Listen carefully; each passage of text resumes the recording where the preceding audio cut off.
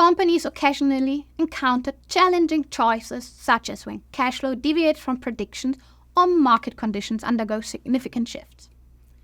These situations can impose staff reduction, and someone will be assigned to facilitate these difficult layoff conversations.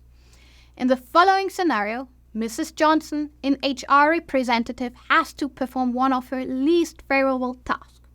The company has encountered recent challenges demanding a restructuring initiative that unfortunately includes staff layoffs. The HR representative is meeting with a long-term employee, Mr. Peterson, who is working as a purchasing manager in the company, to discuss this matter. Mr. Mason is joining the meeting to follow this discussion. Mr. Peterson, I'm sure you are aware of the company's recent challenges. Unfortunately, we had to make some difficult decisions, and your position is being eliminated. What? Are you serious? This is ridiculous. I've given years of my life to this company, and this is how you repay me? You're just trying to cut costs. This is not about rewarding, Mr. Peterson. This is about what's best for the company's bottom line. Oh, so I'm just another number to you, is that it? It's not personal, it's business. Excuse me, do you mind if I interrupt here? Oh, no, not at all. Well, actually, Mr. Peterson, I have been looking at your resume, and you're quite skilled in project management, right? That's correct. Well, that's fantastic, because project management skill is a very, very valuable skill.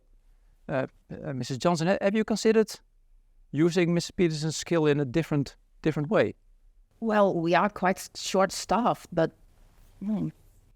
Well, think about it, Mr. Peterson. With your project management skill, there are projects going on, such as cost-saving projects. And I think your project management skill could be a real asset. You really think so? Yeah, I think so. You have a unique set of skills that could benefit the company in a different way. It's an interesting thought. Well, I think it's all about perspective, Mr. Peterson. Why don't you and Mrs. Johnson sit together and think about, let's say, some potential ideas, and you could create a win-win situation. Yeah, I think that's great. I really appreciate that, Mr. Mason.